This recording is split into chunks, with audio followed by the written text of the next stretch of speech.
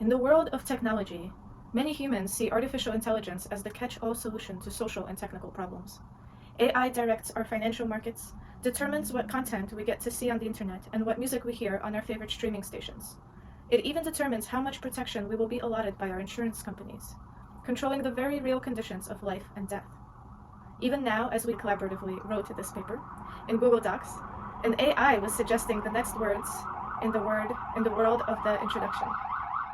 In the year 2020, we saw global lockdowns shift the social and performance sphere from one which exists face-à-face to one that exists almost entirely via various video conferencing softwares.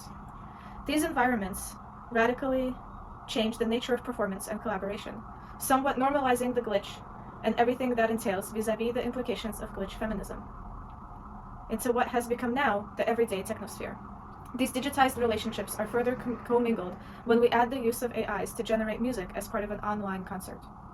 What does it mean to forego control of our environments to algorithms? How does it change our human experience? How do we coexist, and better yet, collaborate with these impenetrable systems? During the lockdown of 2020, the SEALs created a conceptual feminist band project that incorporates a variety of AI tools and includes a distributed workflow in order to perform while at a distance. This paper describes the processes that led to our online debut concert, which was held December 13th, 2020, courtesy of NYU's First Performance Club.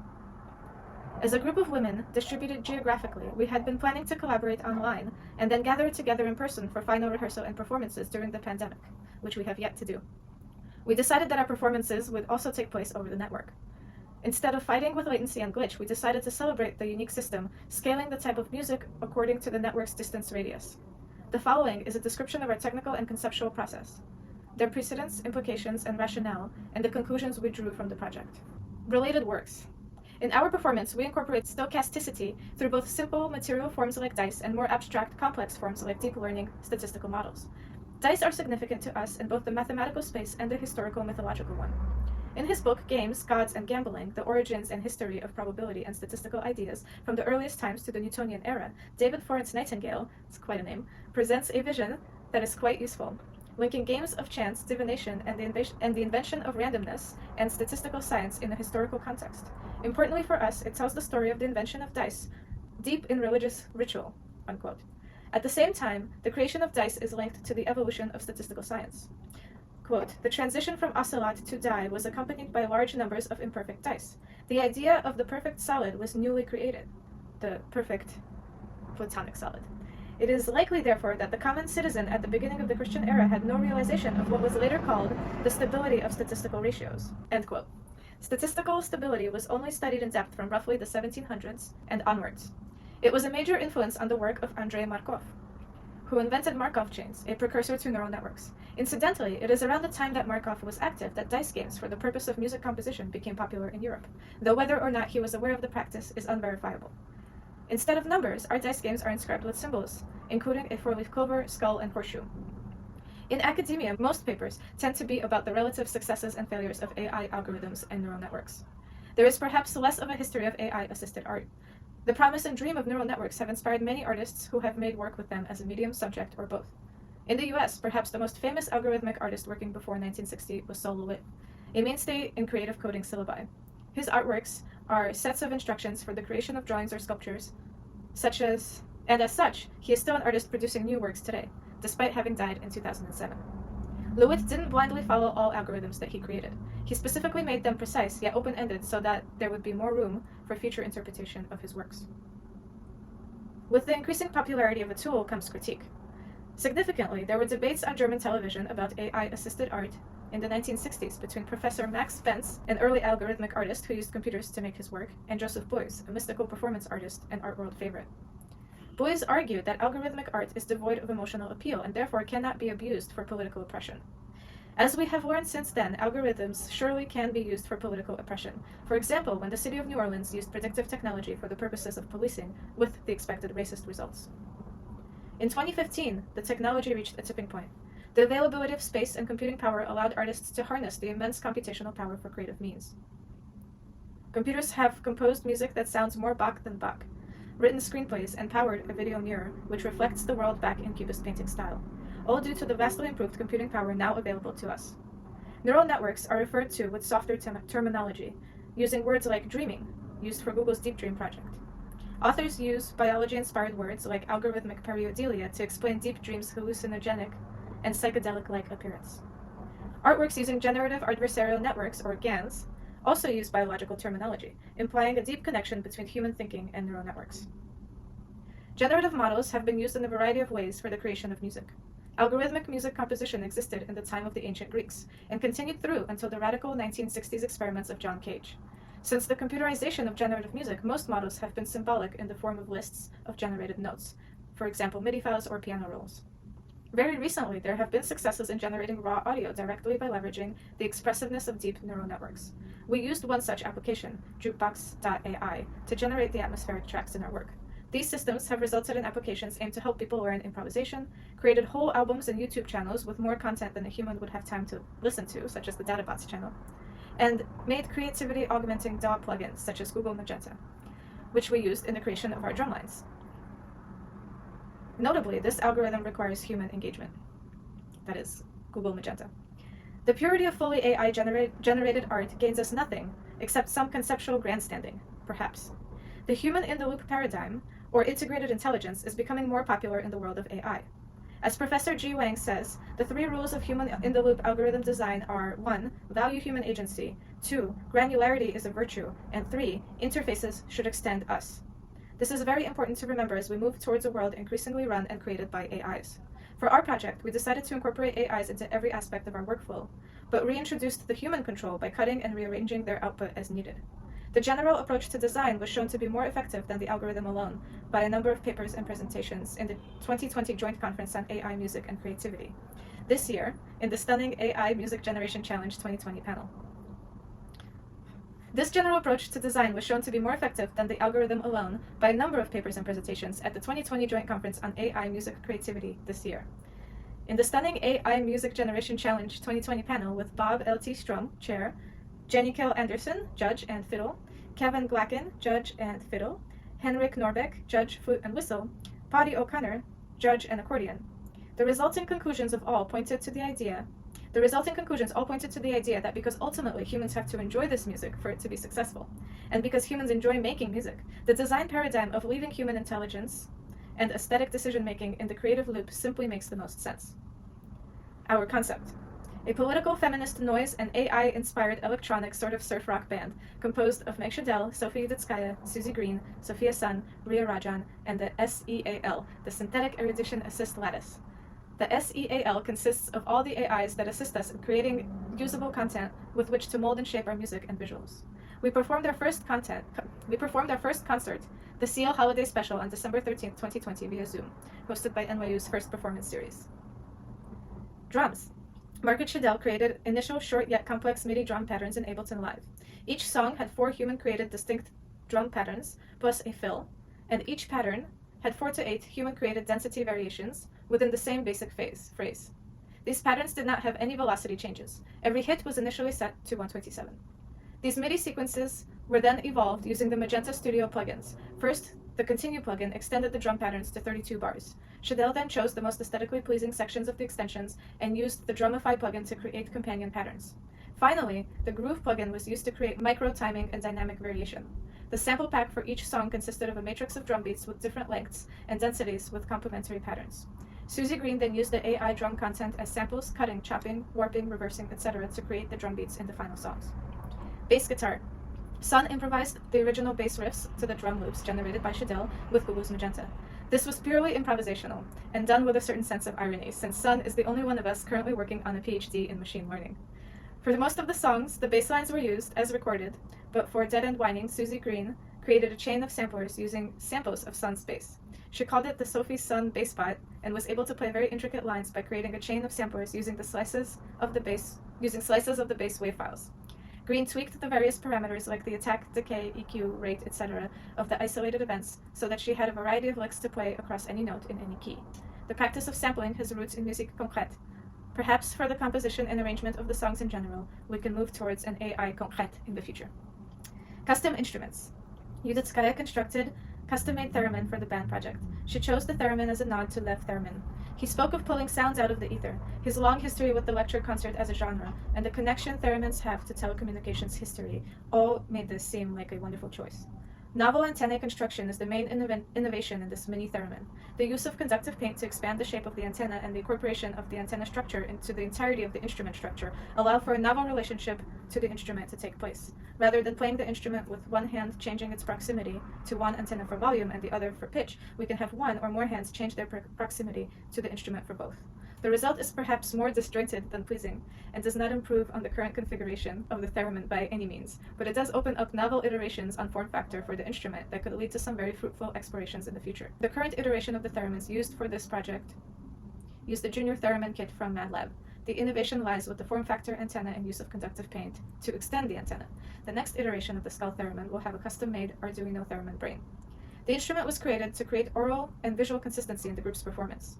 And our conclusion on this and another experience performing for the Mobile Arts Residency in 2020, with a different project altogether, the incorporation of the same objects into the screen of people in disparate places creates a sense of unity and togetherness even though the performers are in different spaces and slightly out of sync.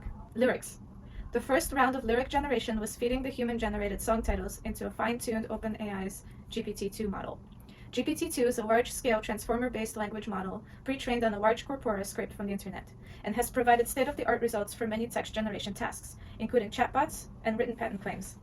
We fine-tuned the model with the Lyrics Freak dataset, consisting of lyrics to 57,650 pop songs, crowdsourced on lyricsfreak.com.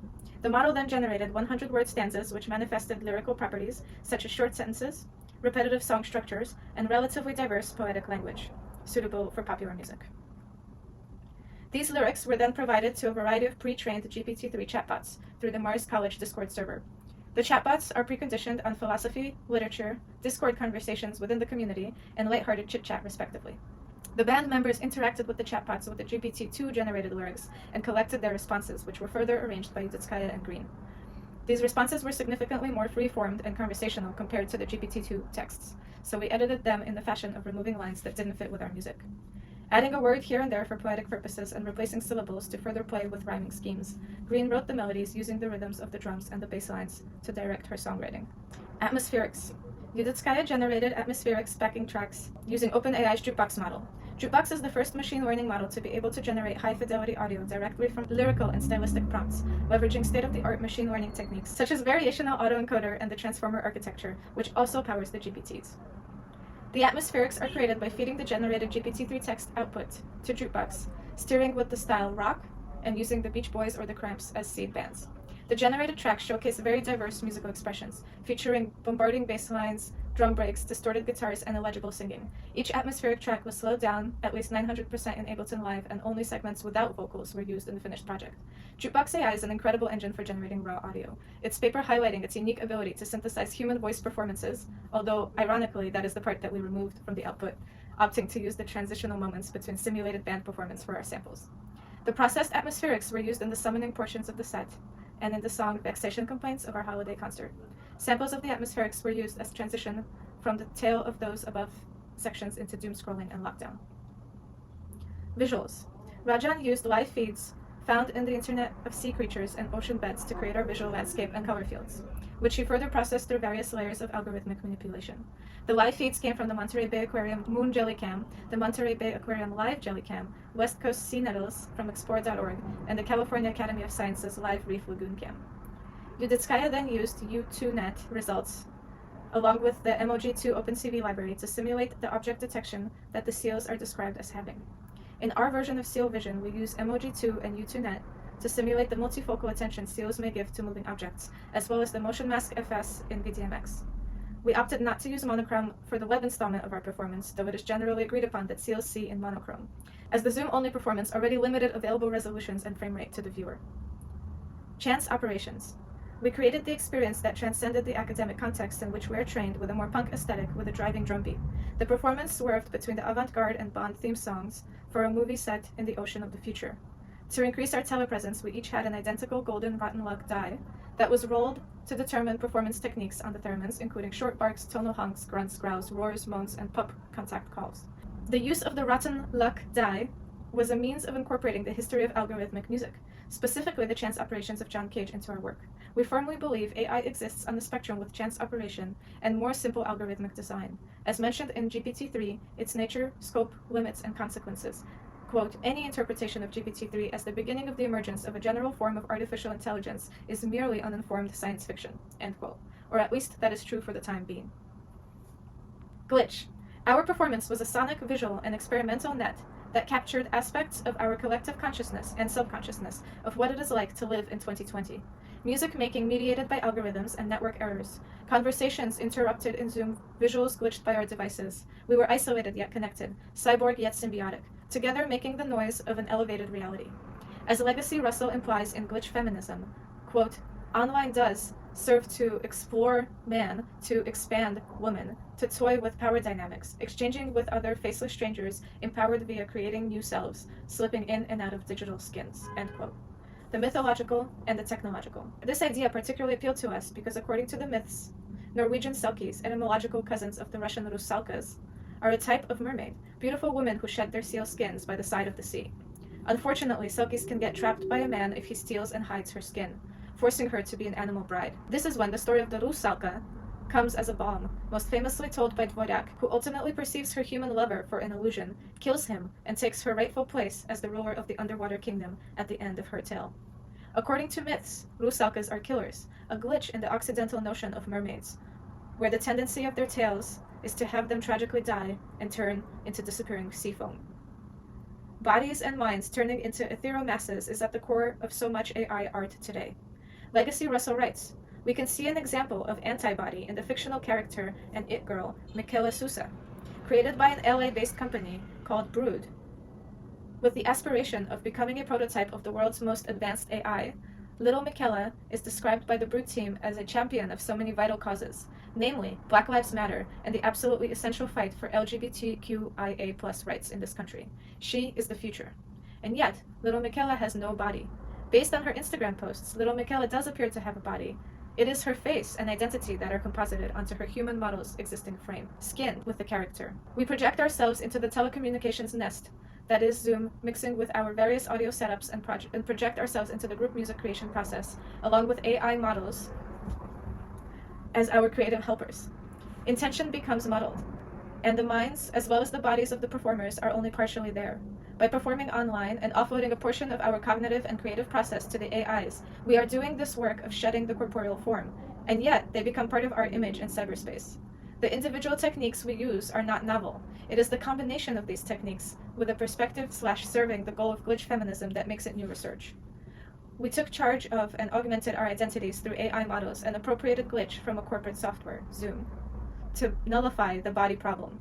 Our improvisation was asynchronous. We were in different time zones with Zoom lags. No single stream of the performance was the same for any viewer or performer.